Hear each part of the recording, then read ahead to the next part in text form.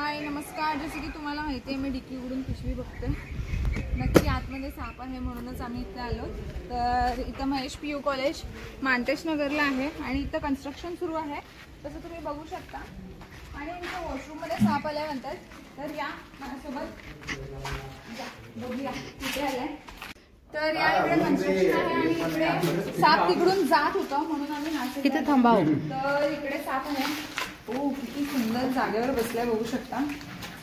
तर तिकडे अंधार आहे पडला. आणि हे बघा हा धामीन आहे.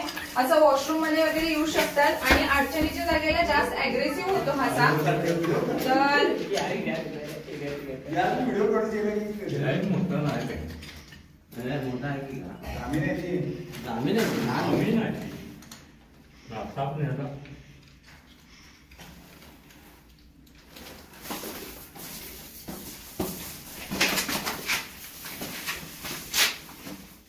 तर मी आता ह्याला पकडलेला आहे असं. तर बघू शकता किती रागिष्ट आहे आणि चावू सुद्धा शकतो. जसं तुम्ही बघाल किती धडपड करतोय. तर मी आता ह्याला बाहेर घेऊन येते. तर हे बघा असं रेस्क्यू केलेलं आहे. साप टॉयलेटमध्ये होता म्हणून थोडंसं मी हे केलंय पकडायला. पण असं तर साप कुठे पण असतात पकडावं लागतंय. तर हा एक रॅट स्नेक आहे जसं तुम्ही बघितला. आणि जसं बंद जागेवरती जास्त अटॅक करतो आणि त्याला बहुतेक करून काहीतरी लागले किंवा काहीतरी बहुतेक वाटतं मला.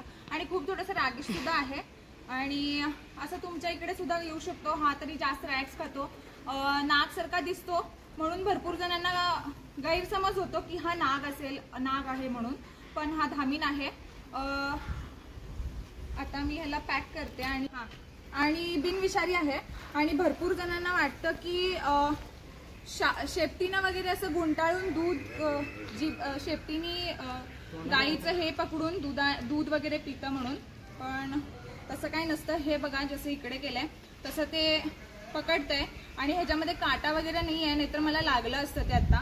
आणि असा हा धामीन आहे आणि वर्षाला असं हुंदीर वगैरे खातो 300 पर्यंत. आणि बघू शकता हे शेतकरीचा मित्र आहे. शेतामध्ये वगैरे असायला पाहिजे कारण रॅट वगैरे खूप खातात. शेतीमध्ये जेव्हा शेत तुम्ही करता तेव्हा रॅटमुळे नुकसान होतं, म्हणजे हुंदीर वगैरेमुळे नुकसान होतं. आणि ह्याच्या तोंडाकडे बघू शकता तुम्ही त्याला रक्त येतंय पण बहुतेक ते काहीतरी आहार खाल्लंय आणि त्याचं रक्त असू शकतं कारण त्याच्या तोंडातून तुम्हाला दिसतच असेल रक्त यायला लागलंय.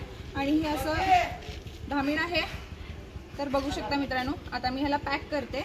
आणि तुम्हाला व्हिडिओ नक्की आवडला तर कसं वाटला सांगा. आणि जर आणि असं माहिती वगैरे असं हवी असेल किंवा काहीतरी आमचे व्हिडिओज वगैरे खूप आवडले तर नक्की लाईक कमेंट शेअर जरूर करा आणि खूप सारं प्रेम सुद्धा द्या.